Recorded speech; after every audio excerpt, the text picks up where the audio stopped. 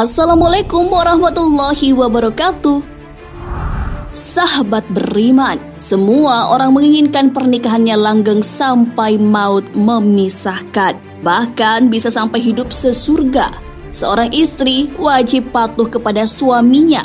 Seorang suami juga harus mampu membimbing dan mengayomi istri dan anak-anaknya. Namun ada beberapa kondisi yang tidak membuat sebuah keluarga harmonis. Lalu terjadilah perceraian. Bisakah seorang perempuan meminta cerai? Apa sajakah kondisi yang harus diperhatikan jika istri meminta cerai? Simak ulasannya dengan menonton video ini hingga akhir. Tentunya hanya di channel Islam Populer. Tapi sebelum lanjut, jangan lupa klik subscribe, like, dan lonceng notifikasi untuk mendukung channel ini agar terus menyiarkan syiar Islam.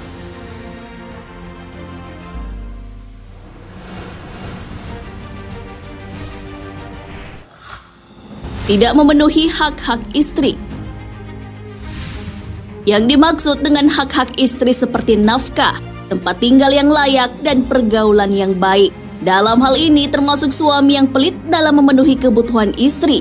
Mengenai hal ini, Ibnu Qudamah dalam kitab Al-Mughni menjelaskan bahwa seorang suami yang tidak bisa memberi nafkah istri, baik karena tidak ada yang bisa diberi maupun keadaan lainnya.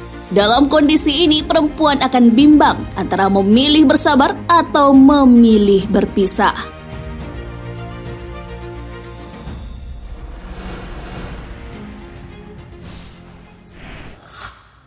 Perangai suami yang buruk. Sikap suami yang menzalimi istrinya, seperti menghina, mencaci maki, tidak dibolehkan dalam Islam. Menyakiti hati istri secara verbal saja tidak diperbolehkan, apalagi non-verbal, seperti memukul. Jika terjadi seperti ini, seorang istri dibolehkan menggugat cerai. Padahal Rasulullah telah memerintahkan umatnya untuk berlaku baik. Hal ini sesuai dengan sabdanya, orang beriman yang paling sempurna imannya adalah yang paling baik akhlaknya. Sebaik-baik kalian adalah yang terbaik kepada istrinya. Dan aku adalah orang yang terbaik kepada istriku. Hadis riwayat Muslim.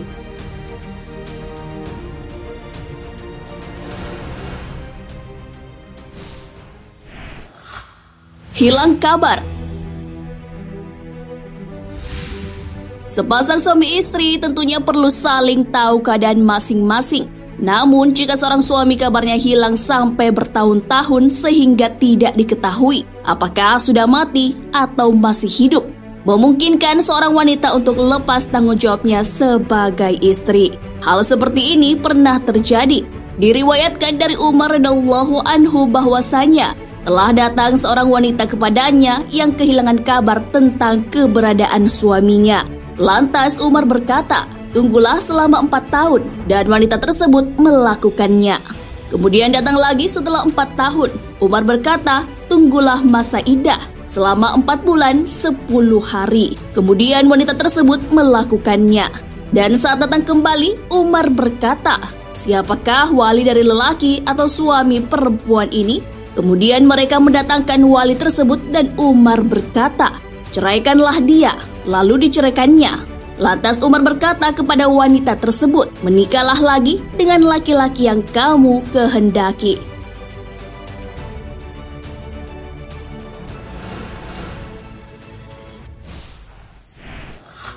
Tidak dicintai karena sebuah kekurangan. Jika seorang istri membenci suaminya tapi bukan karena akhlak atau agamanya, tapi karena kekurangan yang ada pada tubuhnya, seperti cacat atau buruk rupa. Hal ini membuat seorang wanita tak bisa menjalankan kewajibannya sebagai seorang istri, sehingga hak suaminya tidak terpenuhi. Di zaman Rasulullah SAW pernah terjadi kasus seperti ini, bahwasanya istri Sabit bin Qais mendatangi Nabi SAW dan berkata, "Wahai Rasulullah, suamiku Sabit bin Qais tidaklah aku mencela akhlaknya dan tidak pula agamanya. Akan tetapi aku takut berbuat kekufuran dalam Islam." Maka Rasulullah SAW berkata, "Apakah engkau bersedia mengembalikan kebunnya yang ia berikan sebagai maharmu?" Maka ia berkata, "Iya." Rasulullah pun bersabda kepada Sabit, "Terimalah kembali kebun tersebut dan ceraikanlah ia."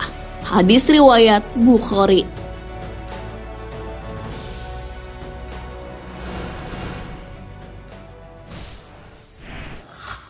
Suami tidak menjalankan kewajiban beragama. Suami melanggar hal-hal yang dilarang agama, seperti suka berbuat dosa, minum minuman keras, berjudi, berselingkuh atau dosa besar lainnya. Sang istri sudah bersabar dan menasehati sang suami, tapi masih tetap melakukan dosa besar. Dalam kondisi ini, istri bisa meminta cerai. Jika suami menolak, tentu bisa diajukan dalam persidangan. Sudah sepatutnya seorang suami yang membimbing istri dan anak-anaknya. Ia yang berkewajiban memberikan contoh yang baik. Hal ini karena seorang suami dalam rumah tangga adalah pimpinan, sehingga ia akan diminta pertanggungjawaban. Mengenai hal ini sejalan dengan sabda Rasulullah SAW, "Tahuilah kalian semua adalah pimpinan, dan kalian semua akan dimintai pertanggungjawaban tentang apa yang dipimpinnya." Seorang suami adalah pemimpin keluarganya, dan dia akan dimintai pertanggungjawaban tentang mereka. Hadis riwayat Bukhari.